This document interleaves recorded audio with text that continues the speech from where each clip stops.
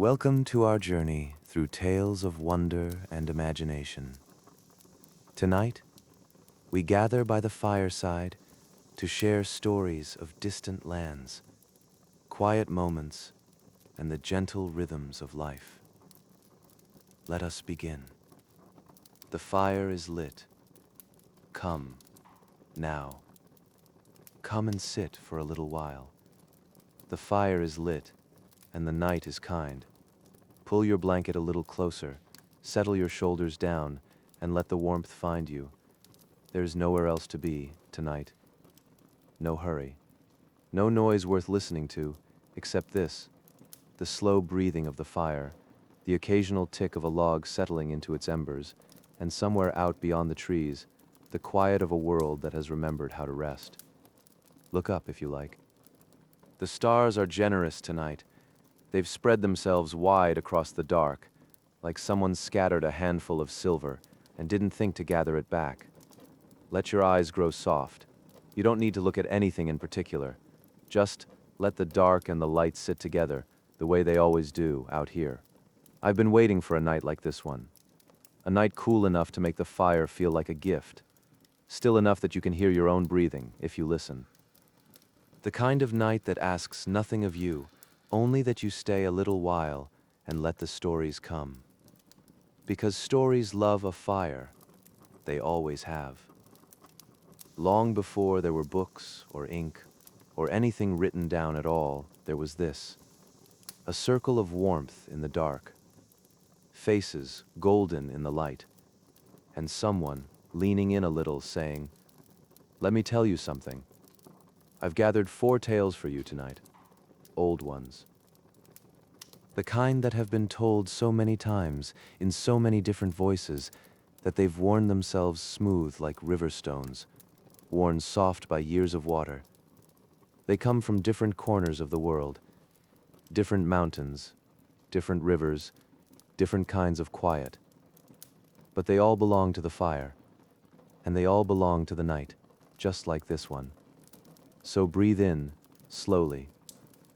Let the smoke carry whatever you were holding today, up and away, into the dark above the treetops. You don't need it anymore. Not tonight. Tonight you are just here, warm and still and safe, beside the fire.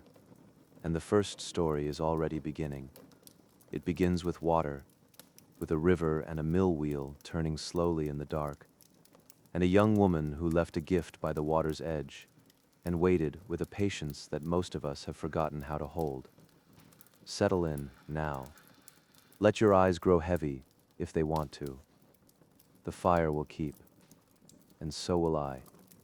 There is a place in the old country, and when I say old country, I mean the kind of old that has no precise name on any map, the kind you feel rather than find.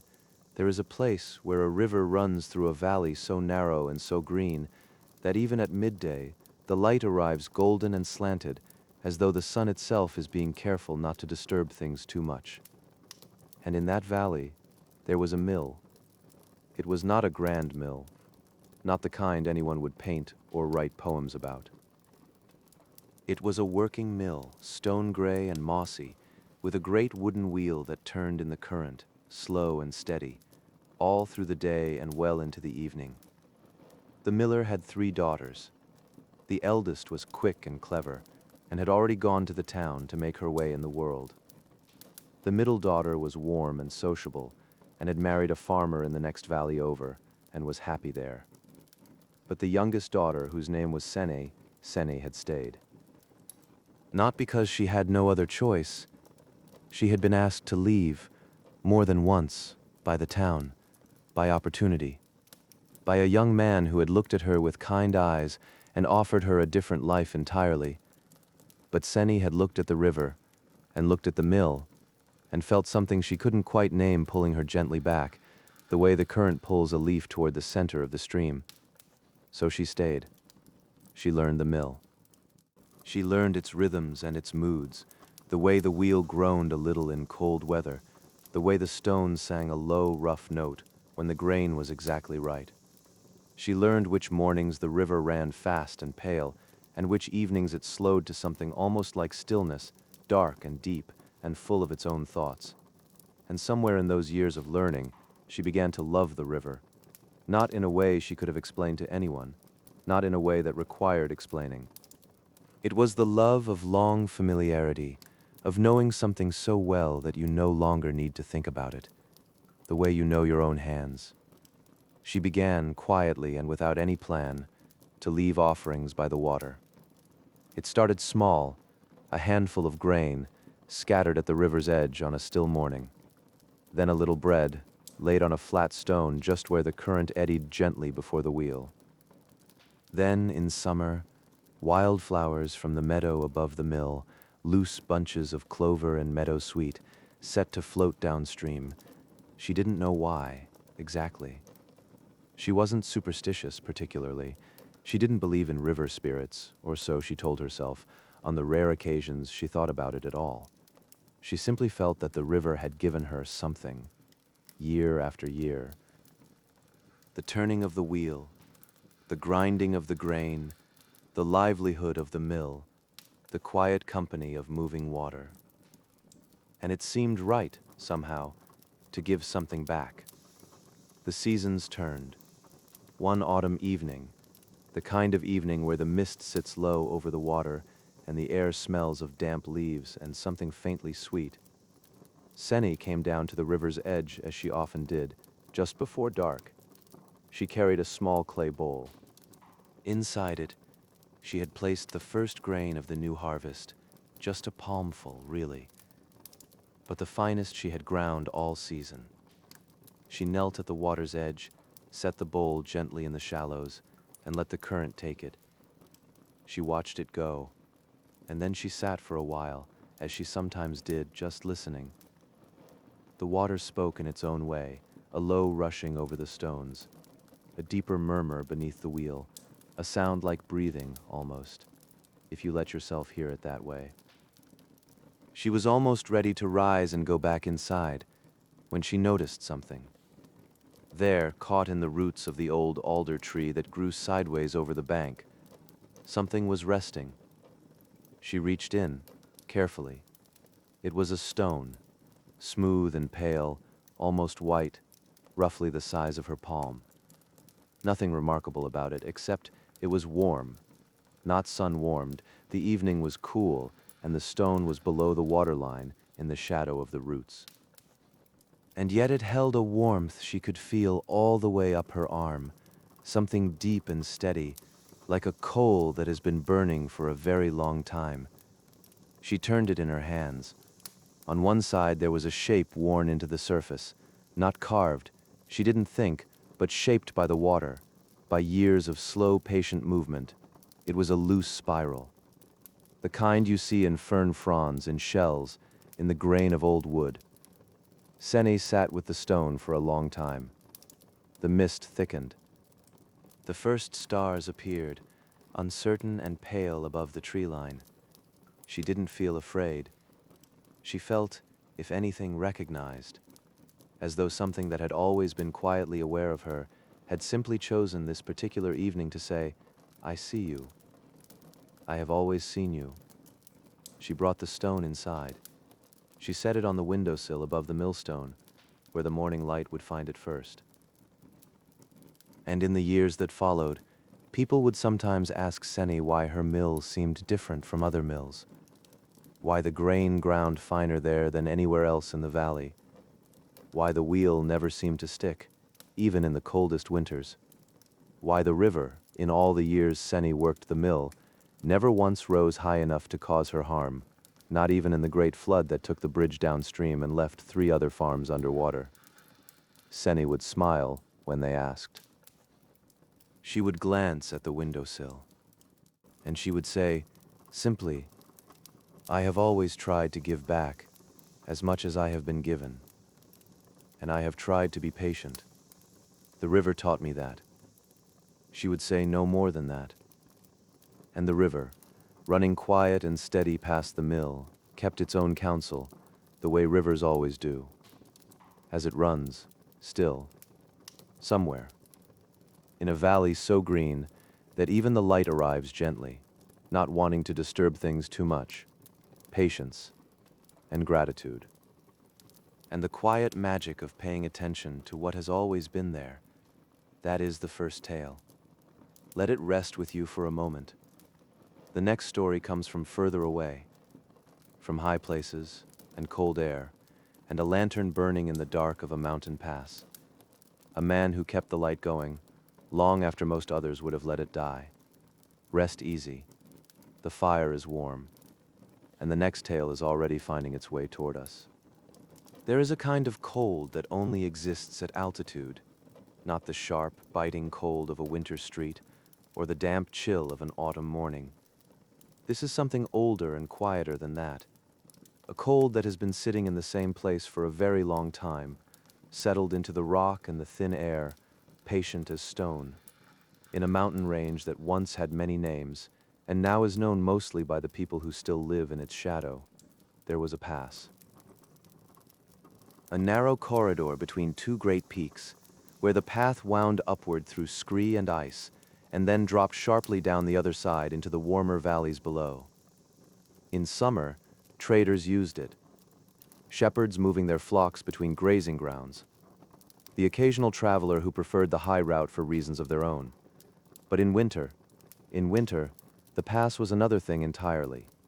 Snow came early and stayed late. The wind moved through the gap between the peaks, as though it had somewhere urgent to be, and resented anything that slowed it down. The path became uncertain. What had been solid ground in September became, by December, a question you could not always answer safely. Many people had been lost in that pass over the years. Not dramatically, not all at once. One here, one there. A shepherd caught by a sudden change in the weather, a merchant who misjudged the light. A traveler who trusted the path a little further than the path deserved to be trusted. And so, at some point, long enough ago that no one could say precisely when, someone had built a small shelter at the highest point of the pass. And inside the shelter, on an iron hook above the door, they had hung a lantern. The lantern burned oil. Someone had to keep it filled. By the time our story takes place, that someone was an old man named Corvel. Corvel had come to the pass as a young man, for reasons he rarely discussed. He had built himself a small stone house just below the shelter, on a ledge wide enough to hold it, sheltered from the worst of the wind by a shoulder of rock. He had stayed. Decade after decade, he had stayed. Through summers that were almost warm, and winters that were genuinely ferocious. Through long periods of solitude, and occasional bursts of company when travelers stopped to rest before the final descent. Every evening, without exception, Corvel climbed the last short stretch of path to the shelter, and he filled the lantern. Some evenings, in summer, it barely seemed necessary. The nights were short and mild, and the pass was well traveled enough that any sensible person would have crossed it hours before dark. But Corvel filled it anyway, because you never knew, he would say to no one in particular, pulling on his coat and picking up his oil can. You never knew who might be coming. And so the lantern burned, winter after winter, year after year. The light was not especially bright. Seen from a distance, in the middle of a snowstorm, it was less a beacon than a suggestion. A small, warm smudge against the white in the dark, saying, "Here, this way. You are not alone up here." On a particular night, deep in a particularly hard winter, the kind of winter that made even Corvel, who had weathered many, feel the weight of it, a traveler arrived at the shelter. She was young, younger than most who used the pass alone in winter. Her coat was good, but not good enough for what the night had become. Her pack was light, which meant she had either planned poorly or had been walking longer than she intended. She was not lost, exactly. She had seen the lantern. It had brought her to the shelter, step by careful step, through snow that had been falling sideways for the better part of 2 hours. Corvel heard her before he saw her. A sound at the door, more of a leaning than a knock. He opened it, and she came in with the snow, and he closed the wind out behind her. He gave her his chair, which was the only chair. He gave her tea, which was strong and very hot. He gave her, without making any fuss about it, the spare blanket from his own bed, and he sat on the floor beside the small stove and watched the feeling come back into her hands. They didn't speak much, at first. There wasn't any need. After a while, when the color had returned to her face, and she had eaten a little of the bread he offered, she looked at him across the small room and said, "How long have you kept the lantern?" Corvell thought about it. 31 years, he said, or thereabouts. I've stopped counting the winters precisely. She looked at the door, at the dark beyond it, at the snow still pressing itself against the small window. "Do you ever wonder," she said quietly, "whether it makes any difference?" Corvell was quiet for a moment. Then he said, "You're here, aren't you?" She looked at him. He looked at the stove. "That's enough," he said simply. "That has always been enough." She left the next morning, when the storm had passed and the path was visible again. She descended into the valley on the other side, and Corvell watched her go from the ledge outside his house, until she was too small to see. Then he went inside. He put the kettle on. And that evening, as he always did, as he had done for 31 winters, and would do for several more before his bones finally said no, he climbed the path to the shelter. He filled the lantern, and the light burned on through the dark above the pass, not especially bright, but steady. Steady as a man who had decided long ago that this was worth doing, and had never, not once, seen any reason to change his mind. Kindness, kept quietly. Not for praise or remembrance or any reward the world might offer, simply because someone might be coming, and the light should be on when they arrive. Let that one settle. The fire is low but still warm, and the next tale, the third, comes from the north.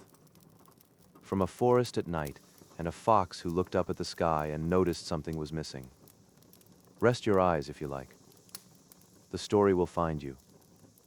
There are forests in the north that have never been entirely tame. Not wild in a dangerous way, not the kind of wild that sets your heart racing or makes you want to run, but wild in the older sense, unhurried and deep and quietly indifferent to the opinions of anyone passing through. The trees in these forests are tall and patient. The undergrowth is soft with moss and old leaves. The paths, where they exist at all, were made by animals long before people thought to use them, and they go where animals needed to go, which is not always where people would choose. At night, these forests are something else entirely. The dark settles differently between old trees. It pools in hollows, drapes itself over roots, hangs in the canopy like something resting. And the sounds at night in a northern forest are not silence, exactly, but a kind of layered quiet. The creak of branches, the distant call of an owl, the soft percussion of something small moving through the undergrowth. And on the nights when the moon is up, the light comes down through the branches in long pale shafts, and the forest floor becomes a place of silver and shadow, of small bright pools and deep dark gaps, and it is very beautiful and very still. Our fox lived at the edge of this forest. She had a den beneath the roots of a great fallen birch, warm and dry, and smelling pleasantly of earth. She was not young, this fox, but not yet old. She was at that particular age where you know enough to be curious, but not so much that curiosity has faded into certainty. She knew the forest well. She knew its paths and its moods. She knew where the rabbits ran and where they didn't. She knew which hollow tree held bees in summer, and which stream ran clearest in the thaw. She knew, in the way that animals who pay attention always know, a great deal about the small and particular world she moved through each night. And so, on a certain winter evening, when she emerged from her den and looked up through the bare branches at the sky above the tree line, She noticed immediately that something was wrong. The moon was gone, not hidden behind cloud. The sky was perfectly clear, a deep, cold black, scattered with stars. But the moon, which should have been there, large and nearly full, climbing the eastern sky as it always did at this time of month, was absent. The fox sat for a moment, very still, ears forward. She looked left. She looked right.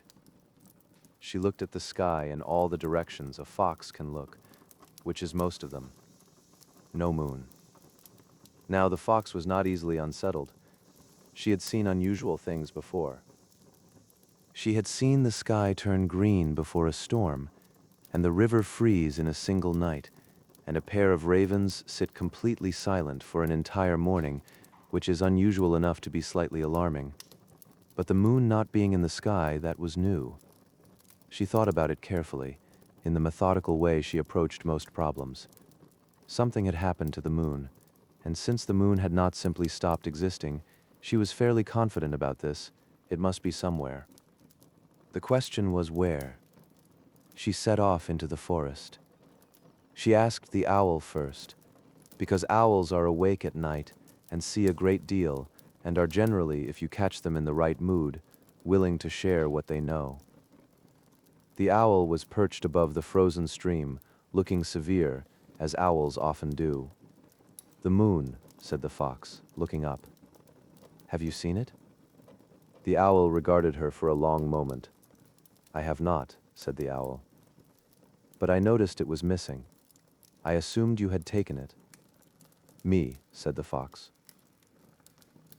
"You are known," said the owl, with a certain weight, "for taking things."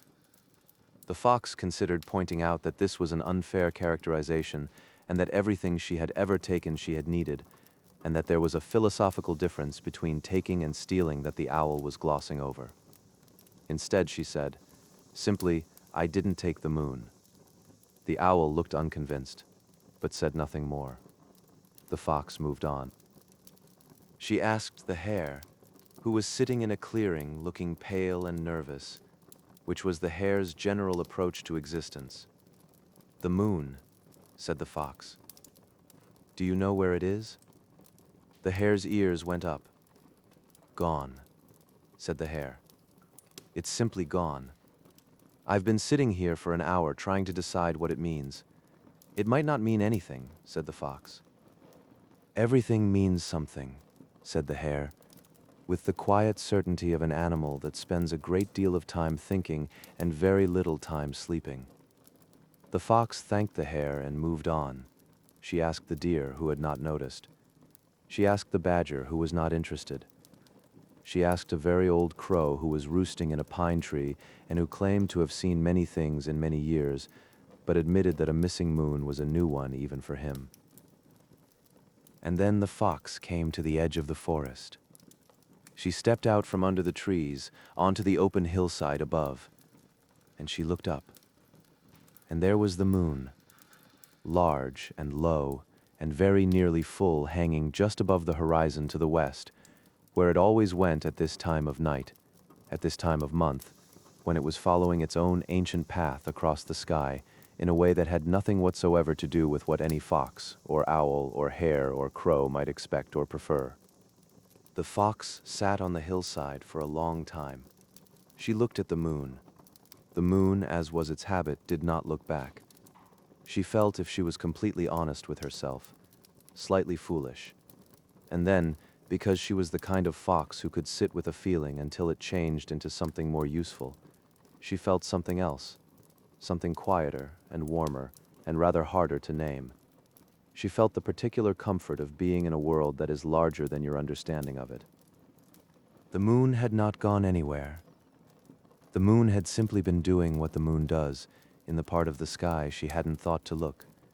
She had been so certain of what she knew that she had stopped looking at what was actually there. She sat on the hillside until the moon finished its arc and slipped below the horizon in the west. Then she turned and walked back into the forest, through the silver light and the deep shadows, back along the paths she knew so well. And as she went, she looked more carefully, not because she expected to find anything missing, but because she had remembered out there on the hillside that the world is very old and very patient and knows a great deal more than any one creature moving through it on any particular night, and that wondering, genuine, humble wondering, without the need to have an answer, is not a weakness. It is, perhaps, the wisest thing a fox can do. The forest settled around her. The stars moved slowly overhead, faithful to their own ancient choreography. And somewhere above the tree line, if you knew where to look, the first pale suggestion of dawn was already finding its way into the eastern sky, as it always had, as it always would. Wonder, then, and a little more humility, perhaps, about the edges of what we think we know. That is the third tale. The fire is quieter now. The embers are doing the work that flames did earlier, slower, deeper, a warmth that asks less of you than a bright fire does. There is one story left. It comes from a cliff top above a warm sea, from an old woman and her loom and the wind that came to speak to her one evening and never quite left. Settle a little deeper now. Let your breathing slow. The last tale is a gentle one, and it is already on its way. There are people who choose solitude the way other people choose company, not out of sadness or disappointment or any wound the world has dealt them, but out of a genuine and considered preference for quiet, for the particular texture of a life lived mostly inward, for the way time moves differently when there is no one else's rhythm pulling at your own. The old weaver was one of these people. She had a name, of course. But in the village below the cliff, where she was known but not well known, people mostly called her the weaver, said with a certain respectful distance, the way you refer to something that has been part of the landscape for so long, it has become part of the landscape. She had lived in her house on the cliff top for longer than most people in the village could remember. The house was small and low, and built from the same pale stone as the cliff itself, so that from a distance it was easy to miss. A slight thickening of the rock, a suggestion of a roof, a thread of smoke rising on still days from a chimney no taller than a man. Inside, the house was mostly loom. It was a large loom, old and dark with years of handling, taking up the better part of the main room. The weaver had built it herself, long ago from timber she had carried up the cliff path piece by piece. It was not a beautiful loom in the decorative sense, but it was extraordinarily well made. Every joint was tight. Every part moved exactly as it should. It was the kind of object that expressed, simply by existing, a life's worth of patient skill. The weaver made cloth, not fashionable cloth. Not the kind of cloth that gets admired at markets, or turned into fine garments, or discussed by people who discuss such things. She made cloth that lasted, heavy, close-woven cloth in the colors of the landscape around her, the gray-green of the sea in winter, the warm ochre of the cliff stone, the deep blue of a clear sky in the hour before dark. People came up the cliff path sometimes to buy from her. They didn't stay long, not because she was unkind. She was not unkind. But there was something about the cliff top, and the house, and the weaver herself, that made visitors feel, after a short while, that they were intruding on something. Some ongoing conversation between the woman and her work, and the wide sky and the sea far below. And so they would buy their cloth, and thank her quietly, and make their way back down the path, and the weaver would return to her loom. This had been her life for many years. And she was, in the most undemonstrative and certain way, content. The wind had always been part of life on the cliff top. It was rarely absent. In summer, it was a companion, warm and variable, coming off the sea in long sighing gusts, moving through the dry grass around the house, finding the gaps in the window frames, and making small domestic music of them. In winter, it was something to be respected. It came in hard from the west, carrying rain and spray, and the house held against it the way old stone holds against most things, not without effort, but without complaint. The weaver had lived with the wind for so long that she had stopped noticing it, the way you stop noticing the sound of a river if you live beside one long enough, until the evening it spoke to her. It was an autumn evening, the light going golden and low over the sea, the kind of light that makes everything it touches look as though it has been chosen.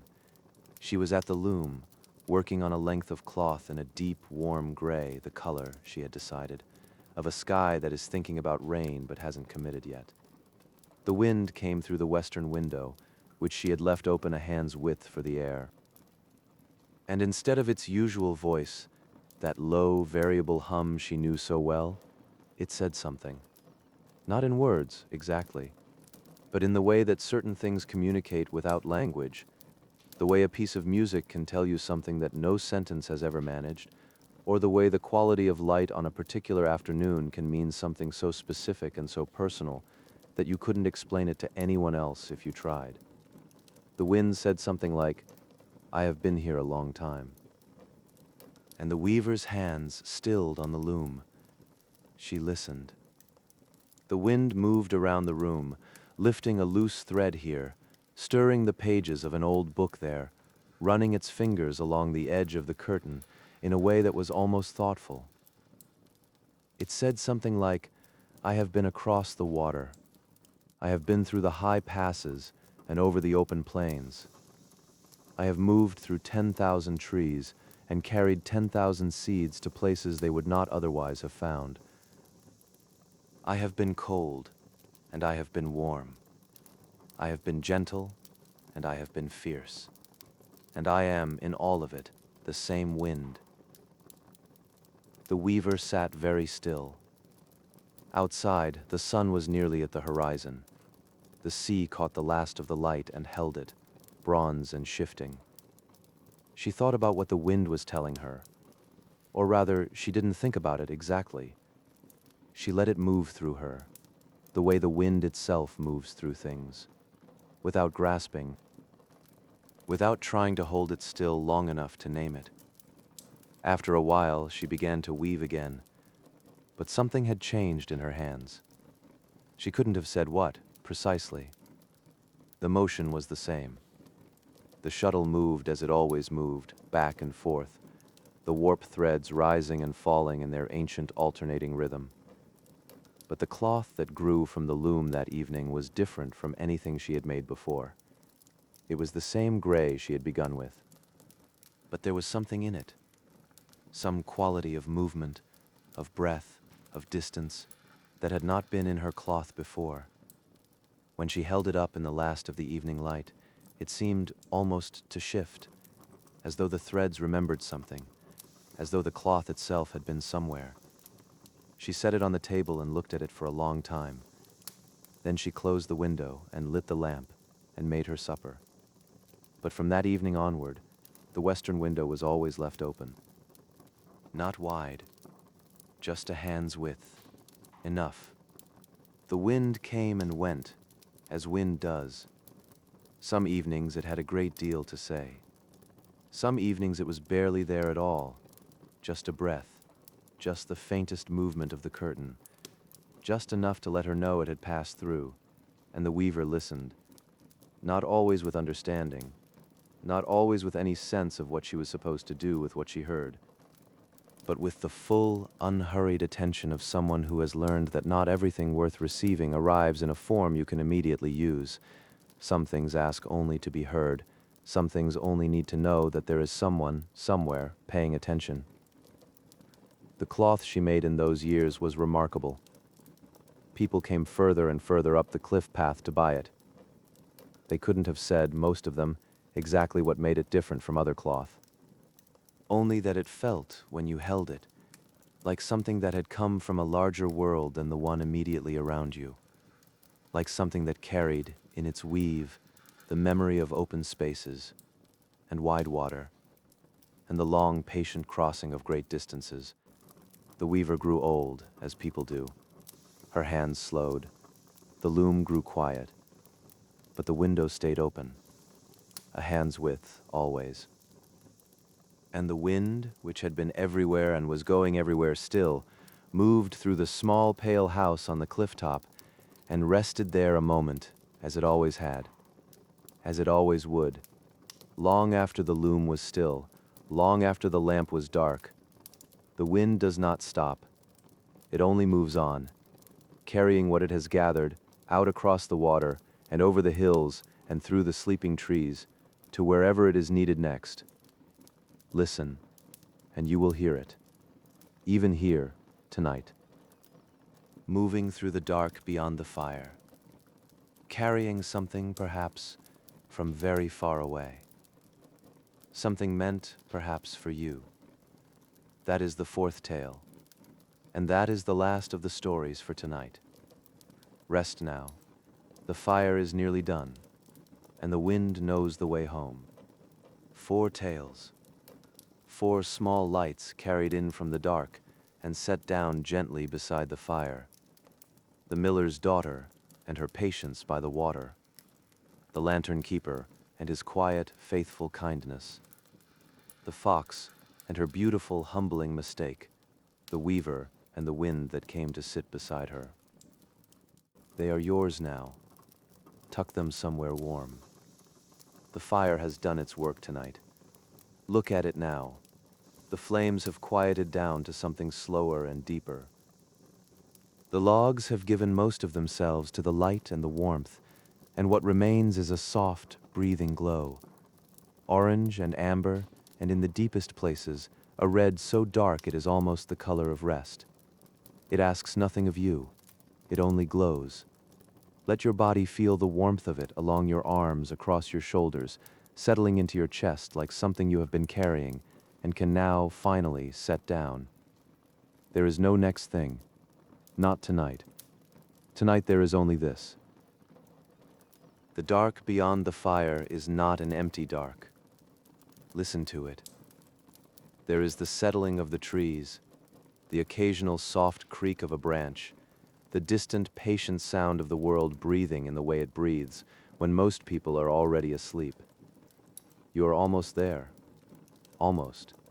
Let your thoughts, if they come, and they may come, because thoughts are not always polite about their timing, let them come the way clouds come on a still evening, not chased, not held. Just notice gently, and then let go. There is a river, somewhere, still turning a mill wheel in the dark. There is a lantern, burning steadily above a mountain pass. There is a fox, curled beneath a birch tree, watching the stars with new and patient eyes. There is a window left open a hand's width, and a curtain lifting softly in the dark.